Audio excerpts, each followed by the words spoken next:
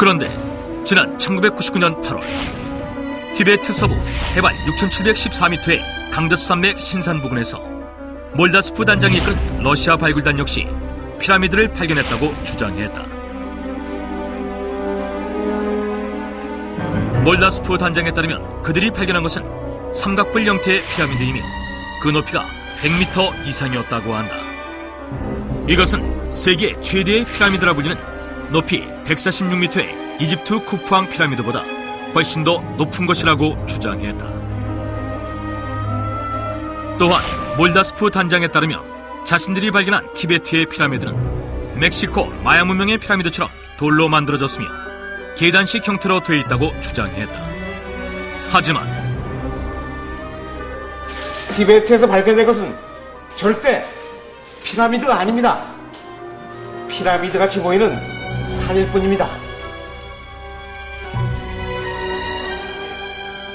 중국 고고학자 양일주 교수에 따르면 러시아 발굴단이 피라미드라고 주장하는 것은 단순한 삼봉우리일 뿐이라고 몰다스프 단장의 주장을 일축했다.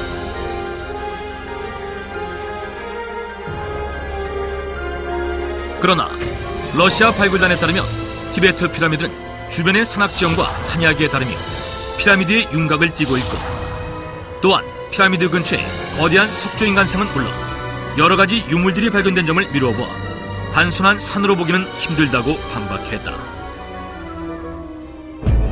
그런데 놀랍게도 이런 의문의 피라미드 형체가 발견된 것은 비단 중국뿐만이 아니었다. 지난 2005년 보스니아 피소크 지역의 비소시카산.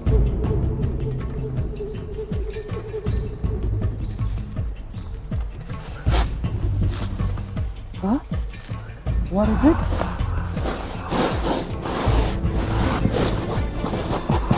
It must be unbelievable. 피라미드를 연구하는 고고학자 세미루 오스마나기치는 보스니아 피소시카산에 묻혀있던 석판 조각들을 발견했다. 세미루 오스마나기치에 따르면 비소시카산에서 발견된 석판 조각들은 인공적으로 잘라서 만들어진 것이며 비소시카 산 전체가 그 석판들로 이루어진 피라미드라고 주장했다. 또한 석판 조각으로 추정해 볼 때 피라미드의 높이는 217m, 경사각은 45도, 피라미드의 꼭대기는 평평하며 전체적인 형태는 계단형으로 이루어졌을 것이라고 추정했다. 그뿐만이 아니라 세미루 오스마니기치 발굴팀은 처음에 발견된 피라미드 이외에 2개의 피라미드를 더 발견했고 그 피라미드의 이름을 각각 태양, 달, 용이라고 이름 지었다.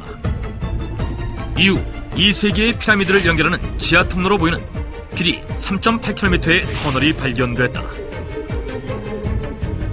그 터널 안에서는 2개의 내거리가 발견되었으며 터널 입구의 도로 역시 인공적으로 만들어졌음을 확인할 수 있었다.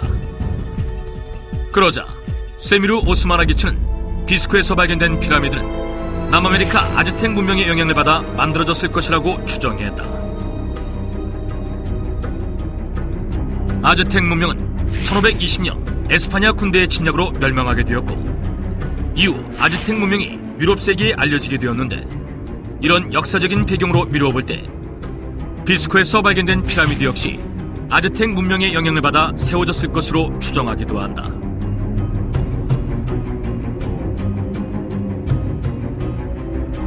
아즈텍 문명에서 발견된 피라미드는 그 외형이 계단형 형태로 되어 있고 이집트 피라미드와는 달리 피라미드 꼭대기가 재단처럼 평평하게 되어 있으며 또 피라미드 내부에는 미로식 터널로 구성되어 있다. 비스크에서 발견된 피라미드 역시 외형은 계단형이며 상층부는 평평하고 또한 내부가 터널로 이루어져 있다는 것까지 흡사하다는 것이다. 만약 그의 주장이 사실이라면 비스크에서 발견된 피라미드는 유럽에서 최초로 발견된 피라미드가 되는 것이다. 그러나 일부 학자들은 유럽의 역사 문헌 중에 보스니아 지역에서 피라미드를 건축했다는 기록은 남아있지 않으며 피라미드라고 주장하는 비소시카산은 단순한 산에 지나지 않는다고 반박했다. 지금도 전 세계 곳곳에서는 피라미드로 추정되는 의문의 구조물들이 발견되고 있다. 과연 그것들은 진짜 피라미드일까? 만약 진짜라면 세계의 역사는 다시 써져야 할 것이다. 로버트 파우벌과 같은 일부 고고학자들은 세계 곳곳에서 피라미드가 발견되는 것은 고대 문명이 발생하기 이미 오래전에 전 세계가 하나의 문명권이었음을 시사하는 증거라고 주장하기도 한다. 하지만 아직까지 피라미드로 추정되는 구조물들의 진위 여부나 정확한 조성 연대는 밝혀지지 않고 있어 그 논란은 계속되고 있다.